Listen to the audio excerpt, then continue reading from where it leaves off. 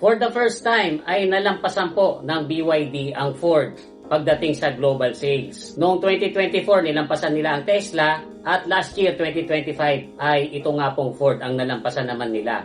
Lumamang po sila ng mahigit 200,000 units na naibenta. At dahil po dyan, umusad ang pwesto ng BYD from 7th place, ngayon sila na po ang 6th place. Naging number 7 naman ang Ford. Yan po ay ayon sa Bloomberg, na ilalagay ko po yung link ng source sa description at saka sa comment section natin.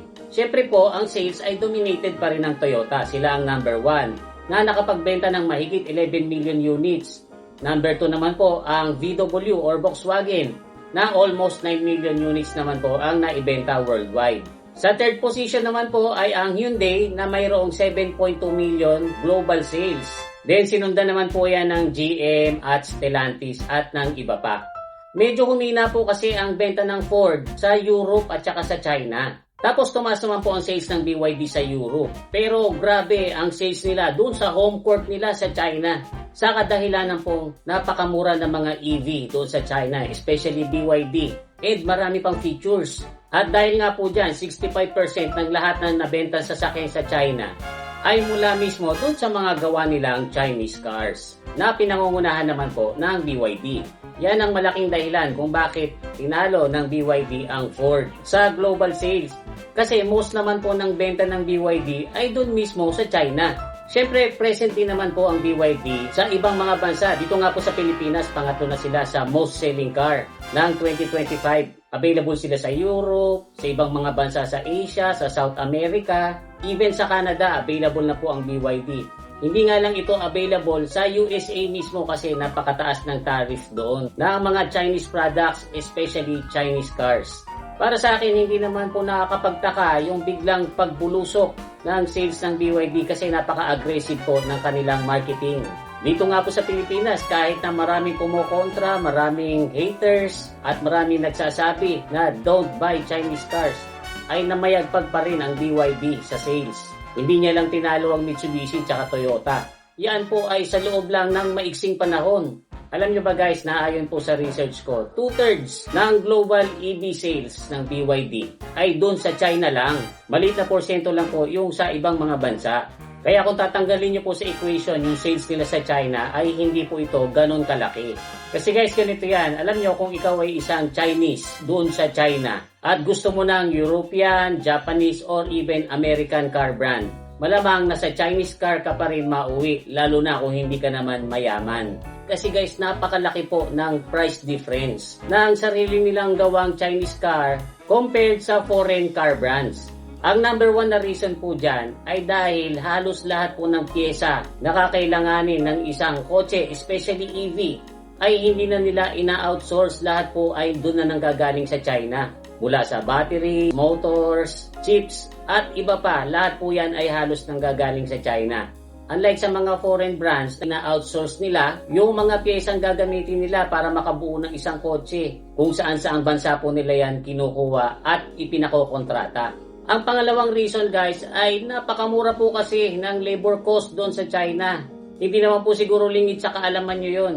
Mababa po sila magpasahod doon. Kung sa Amerika, ang per ora ng isang laborer doon ay umaabot sa $30. Sa China naman po ay naglalaro lang po sa $3 per hour. Mas konti rin ang legacy cost tulad ng pensions at saka healthcare compared sa Europe or America. So yung napakalaking difference ng cost ng labor and then yung hindi sila nag-outsource ng mga raw materials at pyesa nila ay malaki ang nagiging epekto doon sa overall cost ng production. Kaya napakalaki ng kamurahan ng mga Chinese EV compared doon sa ibang foreign brands.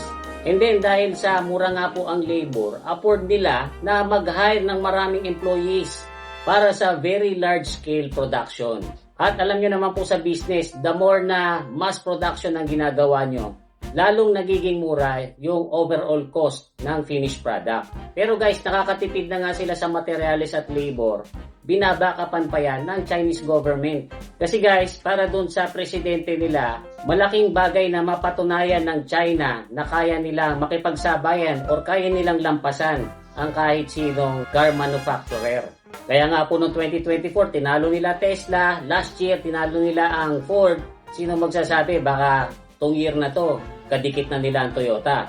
Kaya ang ginawa po ng Chinese government ay binigyan ng malaking subsidy yung mga car manufacturers na gagawa ng EV.